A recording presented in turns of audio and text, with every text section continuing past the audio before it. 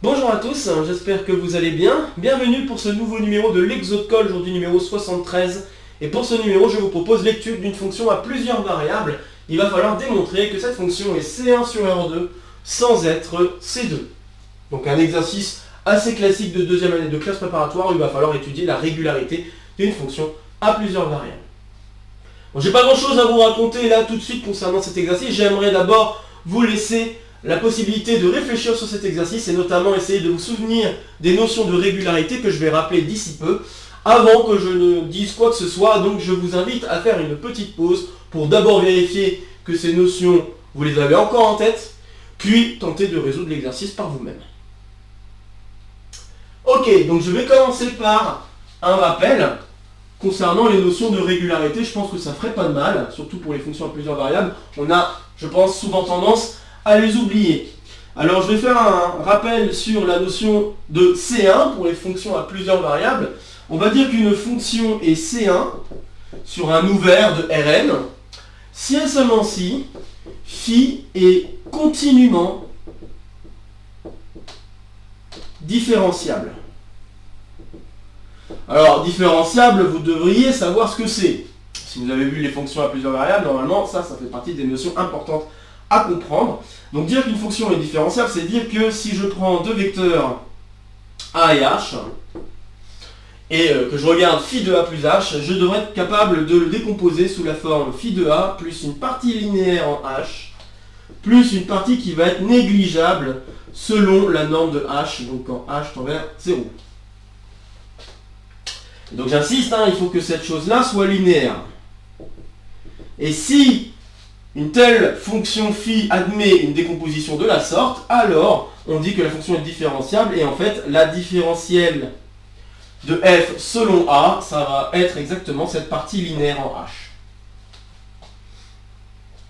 Donc voilà, alors c'est la généralisation de la notion de dérivabilité. Donc ça c'est ce que ça veut dire différenciable. Maintenant qu'est-ce que ça veut dire continuellement différenciable? Ça veut dire que en plus d'être différenciable, la fonction qui à a associe la différentielle doit être continue. Alors vous pourriez me poser la question, continue en quel sens? Continue au sens où si je pose des normes comme il le faut, donc ça veut dire que là je travaille dans un espace vectoriel de dimension finie, je pourrais prendre n'importe quelle norme, on pourrait prendre la norme infinie. Si je regarde les applications linéaires qui vont de Rn vers Rp de manière assez générale, ici ça serait de R2 à R, ces fonctions-là c'est de R2 à R. Donc si je regarde ces fonctions-là qui sont linéaires de R2 à R ou de Rn à Rp, ça aussi c'est un espace vectoriel de dimension finie, donc là aussi je pourrais poser une norme qui pourrait correspondre un peu à la norme infinie, si on voulait, ou on pourrait prendre la norme subordonnée, peu importe, et bien j'entends une continuité suivant ces normes. Voilà, c'est ça que j'entends par continuité de cette application. Mais bon, après tout, les normes n'ont pas beaucoup d'importance, puisqu'on travaille en dimension finie, toutes les normes sont équivalentes. Bon, mais il y a une autre façon de caractériser le fait qu'une fonction soit C1. Je pense pas que ce soit la définition qu'on puisse voir en classe préparatoire. La définition qu'on voit plutôt en classe préparatoire, c'est de dire, et ça va être totalement équivalent, c'est de dire que phi admet des dérivées partielles en tout point de l'ouvert. Donc ici, il suffit de regarder la dérivée partielle selon x et la dérivée partielle selon y, mais sinon il faudra regarder toutes les autres directions de la base, donc il y aurait x1, x2 jusqu'à xn, et il faut que toutes ces dérivées partielles existent, et en plus de ça, elles doivent être continues. J'insiste sur la continuité, c'est important, car ce qui peut paraître assez étonnant, c'est qu'on peut très bien avoir une fonction à plusieurs variables qui admet des dérivées partielles sans pour autant être différenciable en un endroit. Je vais vous illustrer ça avec un petit exemple, je pense que ça fait pas de mal. Si je prends la fonction phi, on va faire pareil de R2 vers R, qui a un couple xy associe, alors disons, 3x carré y moins y cube sur x carré plus y carré, à condition que le couple xy soit non nul, et 0 sinon. Alors j'affirme que cette fonction admet des dérivées partielles selon x et selon y en 0, 0, et pourtant elle n'est pas différenciable en 0, 0.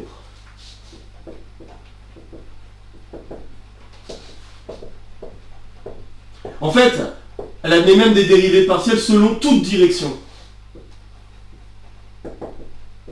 C'est même pas juste suivant x ou y, c'est selon toute direction.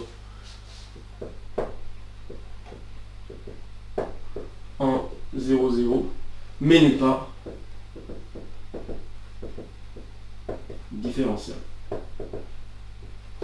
fait, le fait de s'intéresser à la différentielle selon toute direction va avoir une certaine conséquence sur la différenciabilité de phi.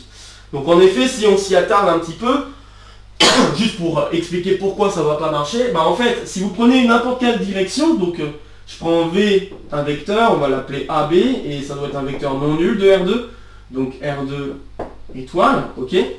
Donc je prends un vecteur non nul de R2 étoile, regardez la différentielle selon toute direction, ça voudrait dire que je dois, donc c'est ce qu'on appelle des ronds F, des ronds phi, pardon, parce que là c'est phi, des ronds phi, des ronds V, ça peut se noter de cette manière-là, donc calculer en 0, 0, ben c'est regarder en fait la limite quand epsilon tend vers 0 de, eh bien, phi de 0 plus epsilon V, donc ici ça va juste être epsilon V, moins phi de 0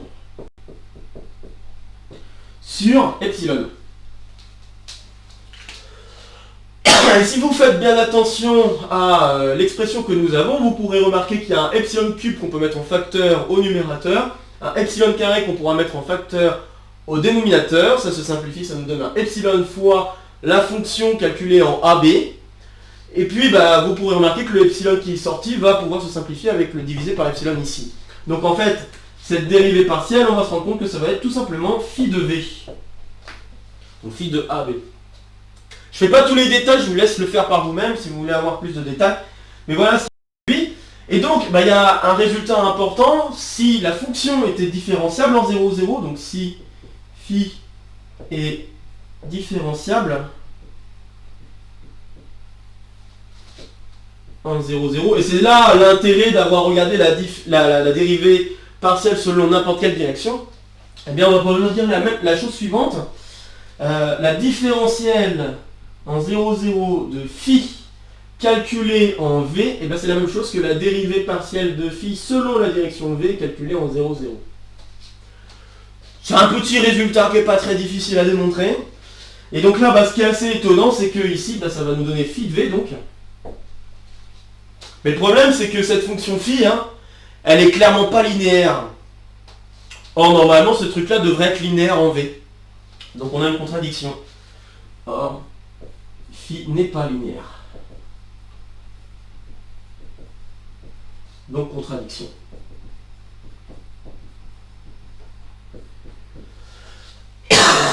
Et donc c'est là où on voit justement le problème se pose quand on a l'existence de dérivées partielles, mais en fait que les dérivées partielles ne sont pas continues. On pourrait s'amuser à le vérifier qu'en effet les dérivées partielles ne sont pas continues. Je ne vais pas faire ça là, mais voilà, c'est vraiment pour vous dire que c'est très important de regarder également la continuité de ces dérivées partielles si on veut pouvoir affirmer déjà que c'est différenciable. Et en fait ça va être un peu plus que différentiable, ça va être continuellement différentiable. Donc ça va être un petit peu plus fort. Mais voilà, là c'est pour vous dire que on peut très bien avoir une fonction qui admet des dérivées partielles en un point sans pour autant avoir une différentielle. Ce qui est très perturbant a priori, d'accord. Normalement on est habitué avec cette histoire de dérivée que voilà, on peut calculer la dérivée, tout ça. Là vraiment c'est pour vous montrer aussi que la différenciabilité c'est quand même une notion un petit peu plus pointue que le calcul des dérivées partielles. Bon, donc montrer qu'une fonction est C1, c'est vérifier ces choses-là, et montrer qu'une fonction est C2, c'est demander la même chose. Donc en fait, si on regarde la dernière chose que j'ai écrite ici, c'est demander la même chose, mais demander à ce que donc toutes les dérivées partielles secondes existent, donc toutes les dérivées secondes qu'on pourrait calculer existent, et qu'elles sont toutes continues. C'est ça que ça veut dire avoir une fonction C2. Bon, alors maintenant que je vous ai fait ces rappels, je pense que vous devriez être capable de me montrer que cette fonction est bien C1, mais n'est pas C2. Donc je vous invite à faire une nouvelle pause sur la vidéo pour essayer de résoudre cet exercice avant que je ne vous donne donc une solution. Ok, j'espère que vous aurez essayé. Donc il va falloir d'abord démontrer que la fonction est continue. Je pense que vous l'aurez compris parce qu'il y a quand même des difficultés qui apparaissent, notamment si x vaut 0 ou si y vaut 0. Donc il faut quand même s'y attarder un petit peu. Donc, résolution. On va d'abord s'attarder sur la continuité de phi. Bon, il est d'abord très clair que la fonction est continue en dehors des cas pathologiques. Puisque c'est une expression avec des arcs tangentes, avec des fractions dont le dénominateur ne s'annule pas, puis avec des produits, avec des polynômes. Et même des combinaisons linéaires entre ces choses. Donc, bon, là, la continuité est préservée par ces opérations, il n'y a pas de problème. Donc en effet, phi est continue. Ça devrait être assez clair. Sur le domaine, on peut l'appeler D si vous voulez, l'ensemble des x, y, tels que x différent de 0 et y différent de 0. Voilà, donc ça, il n'y a pas trop de difficultés. Maintenant, qu'en est-il de ce qu'il se passe si x vaut 0 ou si y vaut 0? Alors je vais commencer par si x vaut 0 et y est non nul. Ok. Donc, si x tend vers 0 et y non nul, que se passe-t-il? Alors on regarde un petit peu l'expression et on se rend compte que ici on va avoir x carré qui va tendre vers 0 fois un truc qui est borné. Un arc tangent, c'est toujours compris entre moins pi sur 2 et pi sur 2. Donc un truc qui tend vers 0 fois un truc qui est borné, ça tend vers 0. Et puis de ce côté-là, vous avez y carré qui est non nul, puis ici aussi, il n'y a pas de problème. Et là, vous avez arc tangent de 0 en fait finalement, hein, par continuité. Donc finalement, vous avez 0 moins 0, ça donne bien 0, qui est exactement l'image qu'on a définie en dehors du domaine. Donc on est content. Donc j'explique, hein, donc si on regarde phi de x, y, donc on a x carré, je le réécris, arctan donc de y sur x, moins y carré arctan de x sur y. Donc là c'est si x est non nul, hein. De toute façon on suppose que x est non nul pour pouvoir faire le calcul. Et donc, on voit que là, x tend vers 0, donc comme je l'ai expliqué, ça tend vers 0. Ça, c'est compris entre moins pi sur 2 et pi sur 2. Donc, un truc borné fois 0, ça tend vers 0. Et puis ici, l'arc tangent tend vers 0, pas de problème. Donc, tout ça tend vers 0. Et 0, c'est bien l'image de 0y. Pas de problème. De la même manière, et là je peux remarquer quelque chose concernant l'expression, ça va pouvoir, en fait ça va nous aider pour la suite. Vous pouvez remarquer en fait que vous pouvez échanger x et y, mais ça va vous coûter quelque chose, un moins. Donc en fait on peut se rendre compte que la fonction phi est d'une certaine manière antisymétrique. Donc en effet, phi de x, y, c'est la même chose que moins phi de y, x. Si vous échangez le rôle de x et de y dans l'expression, vous allez avoir la même chose, sauf qu'il faut un moins, pour que les deux expressions soient égales. Donc ceci me permet de dire direct que si on faisait la même chose pour y qui tend vers 0 et x non nul, il n'y a aucun problème non plus. Hein, ça va bien se passer. Maintenant, on reste à voir qu'est-ce qu'il en est si x tend vers 0 et y tend vers 0. Alors là, dans ce cas-là, il va falloir faire vraiment attention à toutes les directions possibles. Jusqu'ici, hein, quand on regardait ce qui se passait pour y différent de 0, x différent de 0, on pouvait vraiment se permettre, hein, si on dessine juste ce qu'il en est dans R2, hein, le domaine D, c'est tout ce qu'il y a en dehors des lignes que j'ai tracées. Si j'étais par exemple, donc là on avait traité dans un premier lieu y non nul, x qui tendait vers 0, ça voudrait dire qu'on était à un point ici. Pour ce point ici, il n'y a pas forcément besoin de regarder toutes les directions, il faut vraiment regarder qu'est-ce qui se passe quand x tend vers 0. Puisque bon, après toutes les directions, il va se passer le même genre de choses. Donc il n'y a pas vraiment de difficulté à devoir regarder toutes les directions, il faut vraiment s'attarder sur qu'est-ce qui se passe quand x tend vers 0 ou quand y tend vers 0. C'est peut-être pas si simple à voir, mais normalement ça devrait l'être, parce que bon, vraiment c'est ce qui prédomine. Donc ça c'est un premier truc qu'il faut remarquer, et puis ça va être la même chose si je disais que x était non nul et que y était nul. D'accord? Donc si je veux regarder qu'est-ce qui se passe autour d'un point qui est ici, et je dois vérifier la continuité, normalement je vais regarder ce qui se passe pour toutes les directions, mais en fait il est amplement suffisant de regarder ce qui se passe quand x tend vers 0, ce qui se passe quand y tend vers 0, donc ici ce qui se passe quand y tend vers 0. Par contre, quand on est ici, Bah là, en 0, 0, là on voit qu'il y a un petit problème parce qu'il y a des choses qui peuvent ne pas trop coller. Notamment, qu'est-ce qui se passe ici, qu'est-ce qui se passe ici, qu'est-ce qui se passe ici, qu'est-ce qui se passe ici. Là, il y a vraiment des choses assez différentes qui peuvent se produire. Et dans ce cas-là, il faut vraiment regarder qu'est-ce qui se passe dans toute direction. Si on voulait être rigoureux, hein, bien sûr, on aurait pu réécrire ce que j'ai écrit ici en considérant n'importe quelle direction. Mais vous verrez qu'au final, vraiment, la condition importante, c'était de voir qu'est-ce qui se passait quand x tend vers 0, y différent de 0, etc. etc. Donc, je tiens à affirmer que ce que j'ai fait là fait sens. Par contre, là, ici, je ne peux pas m'amuser à dire je vais faire x qui tend vers 0, y qui tend vers 0, n'importe comment. Il faut que je choisisse une direction. Je ne peux pas faire ça n'importe comment. Alors que là, ici, je pouvais. Et j'affirme que si vous vous amusiez à le faire pour n'importe quelle direction, vous en reviendrez à ce que j'ai expliqué là. Vraiment, c'est la même chose. Ok, alors, là, donc il va falloir regarder n'importe quelle direction. Donc je vais introduire une direction, soit, comme je l'ai fait tout à l'heure là pour la question de différenciabilité avec l'exemple précédent, donc soit V un vecteur AB qui va être considéré comme non nul. Et donc je vais avoir quand même plusieurs cas de figure à traiter. Alors je vais traiter peut-être le cas de figure général, hein, c'est-à-dire le cas où A et B sont non nuls. Donc, si A différent de 0 et B différent de 0, que se passe-t-il? Alors si je veux vérifier la continuité, il faut que je regarde phi de epsilon V. Donc je vais regarder phi de epsilon V. Ok, et puis je vais faire tendre epsilon vers 0. Si je regarde phi de epsilon V, je vois qu'il y a pas mal de choses qui se simplifient de manière assez gentille. En effet, vous remarquerez que epsilon A sur epsilon B, epsilon B sur epsilon A, le epsilon se simplifie, paf, on est content. Pareil ici. En fait, on va avoir donc du epsilon carré en facteur. On va se rendre compte qu'on a ça. Epsilon carré en facteur fois finalement la même fonction mais calculée en V. Et donc ça, c'est assez clair que quand epsilon tend vers 0, tout tend vers 0.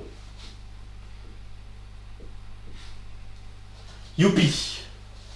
Donc ça, c'est bon. Puis après, il y a les cas un petit peu pathologiques. Donc les cas pathologiques, ça va nous donner 0. Donc en fait, si on est en dehors du domaine, donc si A égale 0 ou si B égale 0, alors phi de epsilon V, il n'y a pas photo, il n'y a pas de question à se poser, ça vaut 0. Et donc quand epsilon tend vers 0, ça tend vers 0, donc tout va bien. Tout va bien. On arrive, quoi qu'on fasse, on arrive à la conclusion que la limite, c'est 0, peu importe la direction V qu'on va choisir. Et donc, ça veut dire que en 0, 0, ça valait 0, et les limites, quand on tend vers 0, c'est 0, donc ça veut dire qu'on a bien continuité en 0. Tout va bien. Donc on a terminé, et on a montré que la fonction est bien continue sur R2, complètement. Ok, donc ça c'est fait, on a fait la première étape. Maintenant, montrons que la fonction est C1. Pour montrer que la fonction est C1, je ne vais pas regarder ce qui se passe pour ce point-là, je vais plutôt regarder directement ce qui se passe pour les dérivées partielles. Et là, il va commencer à y avoir des choses intéressantes. Alors, donc là, je vais montrer qu'elle est C1. Donc pour montrer qu'elle est C1, il faut montrer d'abord que phi admet des dérivées partielles sur R2. Dans un premier temps, on peut remarquer que si x et y sont tous deux différents de 0, donc si on se restreint au domaine D que j'ai mentionné plus tôt, la fonction est clairement C1. Enfin, C1 au sens où, en tout cas, je peux donner déjà des dérivées partielles. Et ces dérivées partielles, ça ne va pas être très difficile de vérifier que c'est continu. Ok, donc je sais déjà que je peux dériver partiellement suivant x ou suivant y la fonction phi dans le domaine D. Donc, phi est... Je peux déjà même carrément dire qu'elle est C1 sur le domaine D. Donc encore une fois, défini par x différent de 0 et y différent de 0. Donc ça, il n'y a pas trop de difficultés. Et après, il faut que je regarde la dérivée partielle. Donc, et je vais regarder la dérivée partielle dans ce domaine.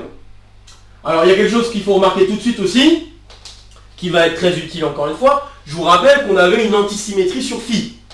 D'accord? Donc, comme je sais que phi de xy, c'est égal à moins phi de yx, alors calculer la dérivée partielle en x de xy, ça va être la même chose que calculer la dérivée partielle selon y, mais il faut un moins, et en plus de ça, il faut échanger le rôle de x et de y.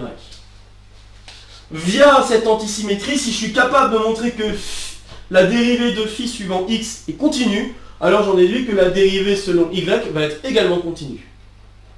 Vous voyez? Donc ça c'est quand même très utile, il faut y penser, il faut vraiment le dire, comme ça au moins on n'a pas besoin de faire énormément de calculs, on a surtout le besoin de calculer une dérivée partielle, pas besoin de calculer nécessairement les deux. On en aura besoin des deux finalement pour vérifier que la fonction n'est pas ces deux, mais déjà remarquer ça, ça peut vraiment nous aider dans le raisonnement. Ok, alors maintenant il va falloir mettre les mains dans le cambouis et se lancer à calculer la dérivée partielle de phi suivant x. Donc bien sûr dans le domaine pour l'instant, je précise. Donc alors si j'ai cette fonction là, là on regarde, on a des compositions, on a des produits, blablabla, donc on va avoir 2x arc tangente de y sur x, d'accord. Puis après je vais avoir plus, et là je fais la dérivée d'arc tangente, attention la dérivée de l'arc tangente ici c'est une composition, donc je vais avoir x carré fois, là je fais la dérivée de ce truc là, ça me fait moins y sur x carré divisé par, et ensuite je dois faire 1 plus y sur x le tout au carré. Donc j'obtiens ceci.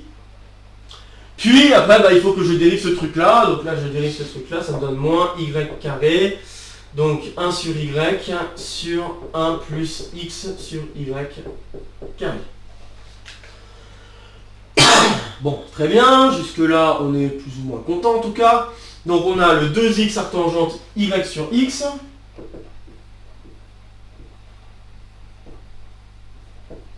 Ça on peut pas vraiment faire grand chose. Par contre le reste on va pouvoir faire un petit quelque chose quand même. Lui, on va multiplier par x carré en haut et en bas. Alors moi j'ai mis égal, mais c'est pas ça que je veux faire. Je vais mettre un moins en facteur en fait, parce qu'il y a le moins en facteur. Donc je peux multiplier par x carré en haut et en bas, ce qui se passe ici. Ici, je multiplie par y carré en haut et en bas. Et là, vous remarquez que j'ai le même dénominateur. Le dénominateur commun étant x carré plus y carré. Donc ça va, c'est assez visible. Et après, il faut regarder qu'est-ce qui se passe pour le numérateur. Alors là, je vais avoir x carré y. Ok. Donc x carré y au numérateur pour le premier, et le deuxième je vais avoir y cube, donc plus y cube. Remarquez que la fraction qu'on vient de trouver là en fait, c'est une fraction qui ressemble pas mal à la fraction que je vous ai donnée, qui donnait des dérivées partielles qui existaient sans pour autant que la différentielle en 0, 0 soit définie. Je vous fais cette petite remarque car oui ça va jouer un rôle en fait, sur le fait que la fonction n'est pas C2. Donc ok, très bien. Alors voilà, j'ai terminé le calcul, donc je vais peut-être le garder dans un coin ce truc là. Alors phi sur 0x est égal à 2x arctan de y sur x moins cette chose, donc x carré y plus y cube sur x carré plus y carré. Ok, alors maintenant, reste à vérifier que la dérivée partielle selon x est bien continue. Et si j'ai montré ça, j'ai terminé grâce à cette histoire d'antisymétrie qui apparaît pour les calculs de dérivée partielle. Alors, voyons ce qu'il en est. Hop. Donc là, j'ai calculé la dérivée partielle en dehors du domaine. C'est vrai que vous pourriez me dire, ok, j'ai pas encore calculé les dérivées partielles pour ce qui se passe en dehors du domaine. Alors, on va le faire, vous en faites pas. Alors, commençons par traiter le cas où x égale 0. Donc, si x égale 0 et y différent de 0, que se passe-t-il? Alors si je fais ça, normalement la dérivée partielle en 0y donc va être vue, là je fais une dérivée partielle par rapport à x, donc ça veut dire que je dois faire la limite quand epsilon tend vers 0 de phi de epsilon 0, epsilon y pardon, moins phi de 0y divisé par epsilon. Ok, et donc, bon lui on sait que ça fait 0. Lui, il faut le calculer. Et là, on se retrouve alors avec epsilon carré arctan de y sur epsilon, si je fais pas de bêtises, ouais, moins y carré arctan de epsilon sur y. Tout sur epsilon. Et là, il se passe quelque chose de très intriguant et de très intéressant. Car, oui, alors en simplifiant par le epsilon, on se rend compte que cette partie-là va tendre vers 0. Quand epsilon tend vers 0, il ne va pas y avoir trop de problème. Encore une fois, même argument que tout à l'heure. On a un truc qui tend vers 0, il faut un truc qui est borné. Donc tout va bien. Par contre, l'autre partie qui est ici, là, il va falloir utiliser un équivalent pour se rendre compte de ce qui se passe. En effet, arctan de epsilon sur y est équivalent quand epsilon tend vers 0 à epsilon sur y. C'est une petite propriété d'équivalence assez sympathique qui va être très utile ici pour calculer la limite. Donc on se retrouve alors avec moins y carré arctan de epsilon sur y divisé par epsilon, qui se retrouve équivalent quand epsilon tend vers 0 à moins y carré sur y, qui va nous donner finalement moins y. Ok, et donc, conclusion, ça veut dire que la dérivée partielle selon x de 0y, c'est moins y.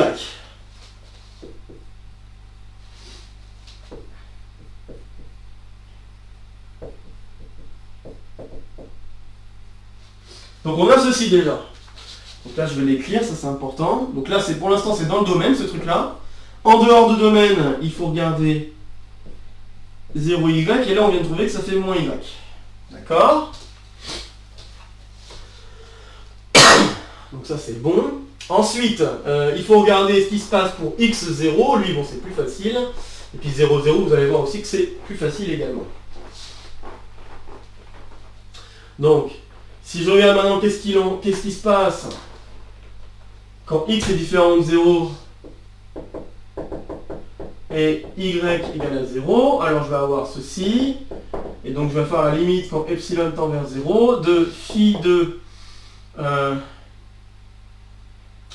donc phi de x plus epsilon, donc x plus epsilon 0, moins phi de x0 divisé par epsilon, et là, vous vous retrouvez en dehors du domaine pour phi dans les deux cas, donc ça signifie que vous allez retrouver 0 moins 0, donc 0, divisé par epsilon ça fera 0, donc la limite c'est 0. Ok, donc la dérivée partielle selon x de x0 c'est 0. Donc x0 c'est 0. Et bon, on va voir dans quelques instants que si je le fais en 0, 0, j'obtiens 0. C'est pas très dur, c'est à peu près le même style que ce que je viens d'écrire là. Donc en effet, si je regarde en 0, 0, ça veut dire que je vais faire la limite quand epsilon tend vers 0 de phi de epsilon 0 moins phi de 0, 0 divisé par epsilon. Tout va bien, ça donne 0 partout. Voilà. D'accord? J'espère vous convaincre qu'on a bien ces calculs de dérivée partielle qui apparaissent.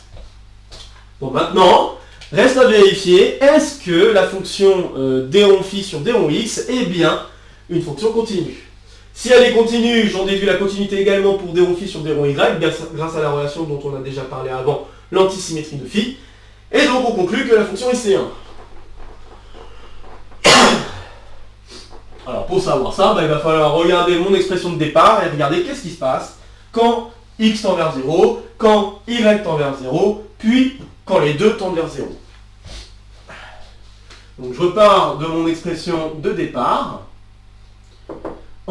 qui se trouve être vrai en dedans du domaine, donc arctan de y sur x. Alors, je vois que j'ai pas écrit arctan, j'ai écrit arct, tout va bien.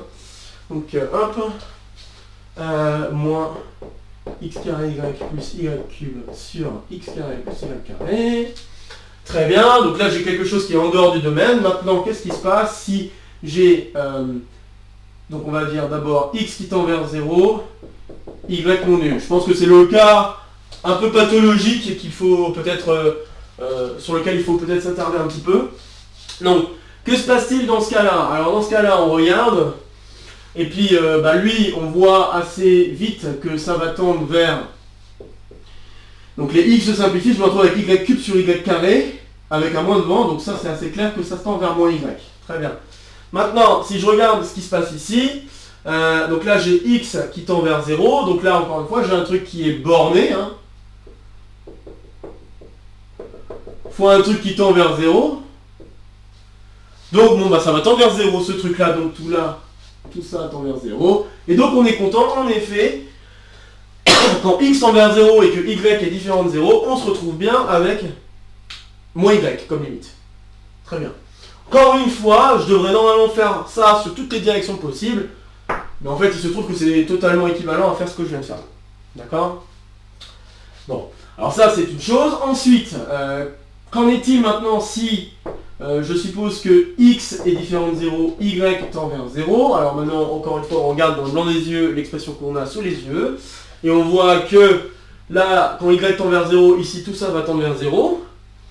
Puis ici, bah là on va avoir y qui tend vers 0 tout simplement. Donc 0 fois n'importe quoi, ça fera 0.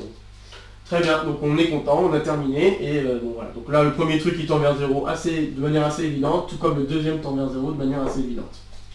Pas de problème. Donc ça colle bien avec la dérivée partielle selon x de x0.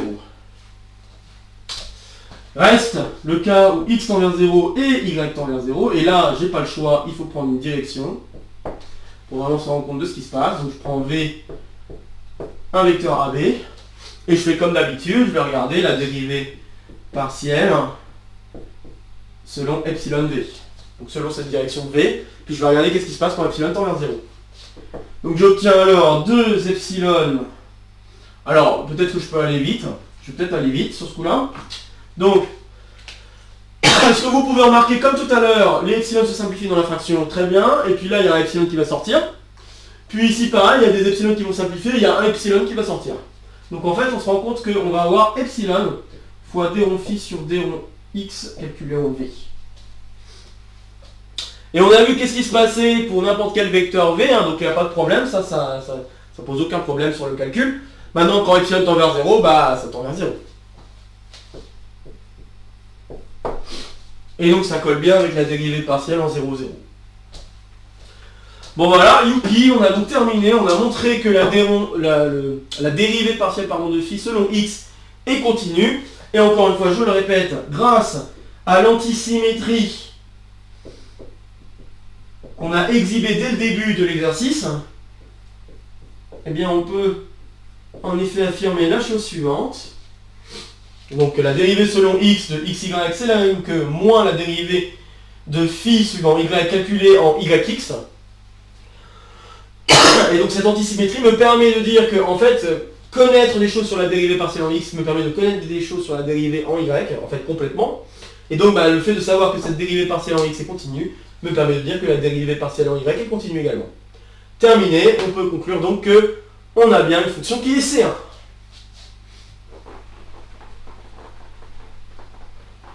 Donc C1, ça marche. Maintenant, montrons que la fonction n'est pas C2. Pour montrer que la fonction n'est pas C2, je vais vous passer tout un truc de calcul, car bon, c'est vrai qu'on pourrait se laisser tenter à se dire, bah oui, normalement pour montrer qu'elle est C2, je dois regarder toutes les dérivées secondes possibles. C'est vrai. Mais là, ici, je veux démontrer qu'elle n'est pas C2. Et en fait, il suffit de montrer quelque chose qui contredit le fait que cette fonction puisse être C2. Et le truc que je vais faire, c'est que je vais contredire un petit théorème intéressant et important quand on travaille avec des fonctions C2, c'est le théorème de Schwarz. Alors Schwarz, santé. Je sais pas, pour ceux qui savent, je sais qu'il y en a certains qui peuvent se dire « Ah oui, c'est vrai, il y en a un qui est avec un T et l'autre qui est santé. » Non, en effet, celui qui est santé, c'est celui que je vais mentionner maintenant. Donc on va montrer que c'est pas C2 et on va le faire en contredisant le théorème de Schwarz. Donc le théorème de Schwarz, donc celui-là il s'écrit santé. Le théorème de Schwarz dit la chose suivante. La fonction est C2. Si j'ai une fonction qui est C2, alors la dérivée seconde de phi, pas de f, la dérivée seconde de phi selon x puis selon y, calculée en n'importe quoi, doit être égale à la dérivée seconde de phi selon y puis selon x de v. Donc ça veut dire qu'on peut interchanger la dérivation suivant x et la dérivation suivant y. Si on peut interchanger les deux, bon voilà, alors alors c'est pas un si seulement si, hein, bien sûr, mais ce que je veux dire c'est que si la fonction est C2, normalement on doit être capable d'interchanger les dérivées partielles selon x et selon y, et ce en n'importe quel point. Et on va voir que ici, ça va pas être possible en 0, 0. C'est là l'astuce. Donc voyons qu'est-ce qui se passe en 0, 0. Et donc en contredisant ce théorème de Schwarz, ça me permet tout de suite de dire que la fonction ne peut pas être C2. Parce que si elle était C2, il devrait y avoir égalité. Alors, donc si je regarde en 0, 0, Mais en fait, ce qui va m'intéresser, c'est exactement ce genre de choses qui se produit ici.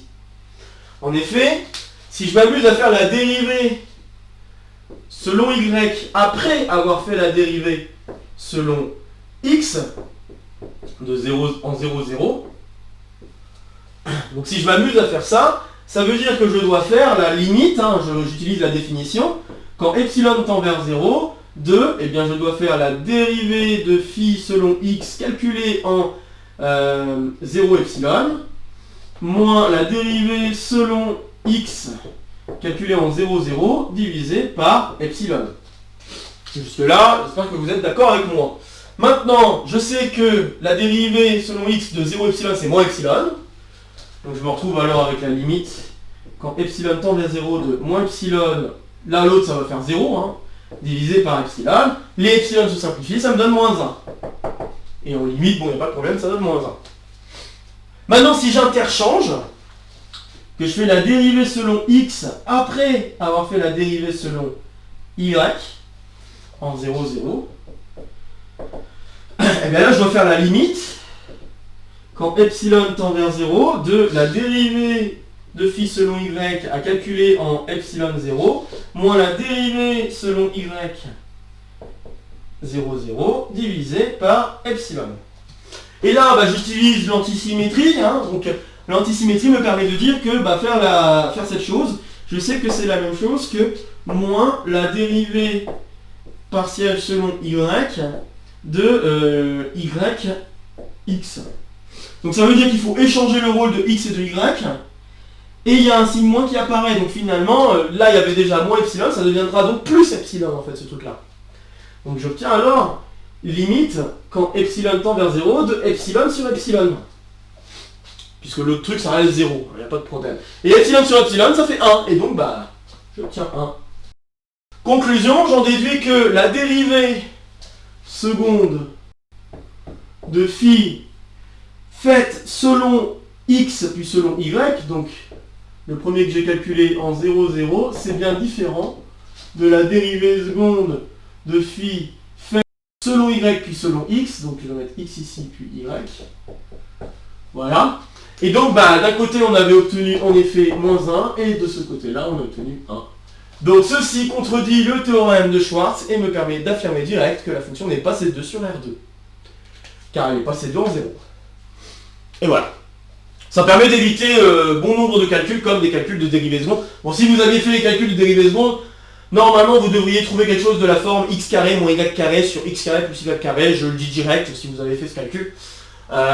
Et normalement, bah, avec ça, on peut plus ou moins chercher à avoir la contradiction en 0, 0 aussi. Puisque bah, si vous faites les limites suivant n'importe quelle direction, vous verrez que en fait, ça dépend totalement de la direction. Donc voilà, on se retrouverait tout de suite avec un problème pour la continuité de certaines de ces fonctions. Donc sinon, on peut aussi contredire la continuité des fonctions dérivées secondes, et notamment en 0, 0, et bah, si on n'a pas continuité, encore une fois, ça veut dire que la fonction n'est pas C2. Donc voilà, je l'ai dit vite fait à l'oral, j'espère vous avoir convaincu. Si vous avez fait comme ça marche aussi. Si vous avez contredit la continuité des dérivées secondes, ça marche aussi. Moi je trouve que c'était quand même assez efficace de penser au théorème de Schwarz et de le contredire. Puisque bon, bah on se doute bien que le problème c'est 0, 0 quoi. Enfin normalement on devrait s'en douter un petit peu parce que à chaque fois il y a cette histoire de epsilon à faire intervenir suivant la direction qu'on choisit. Et donc bah avec la fonction de départ on avait epsilon carré, avec les dérivés on a epsilon, à la fin on n'a plus d'epsilon, donc ça veut dire que ça va complètement dépendre de la direction. Donc on se doute bien que le problème va être en 0, 0. Mais après, bah, suivant comment vous l'avez fait, soit en contredisant la continuité des dérivées secondes, donc notamment, là je parle de la dérivée, quand j'ai donné le résultat, je parlais de la dérivée suivant x puis suivant y ou suivant y puis suivant x. Hein. Je parle de celle-là. Je pense, les autres, bon je les ai pas calculées, mais celle dérivée x dérivée y, ça donne ça je pense, de mémoire. Mais bon là en fait finalement on peut aller beaucoup plus vite en pensant vraiment à cette histoire de Schwarz, et ça permet vraiment d'éviter des calculs supplémentaires. Bon voilà, bah, j'espère que cet exercice sur les fonctions à plusieurs variables vous a plu. Comme d'habitude, n'hésitez pas à partager la vidéo si vous connaissez des camarades qui pourraient être intéressés par cette vidéo ou par le contenu de la chaîne de manière plus générale. N'hésitez pas à laisser en commentaire vos questions, vos remarques, vos retours concernant cette vidéo. Comme d'habitude, je vais me planter. Ici, c'est pour me soutenir via PayPal. Ici, c'est pour s'abonner. Et puis, vous allez avoir s'afficher de nouvelles vidéos de la chaîne. N'hésitez pas à continuer à faire un petit tour si le cœur vous en dit. Sur ce, je vous retrouve très vite pour de prochaines aventures mathématiques. Portez-vous bien et à très bientôt. Salut à tous!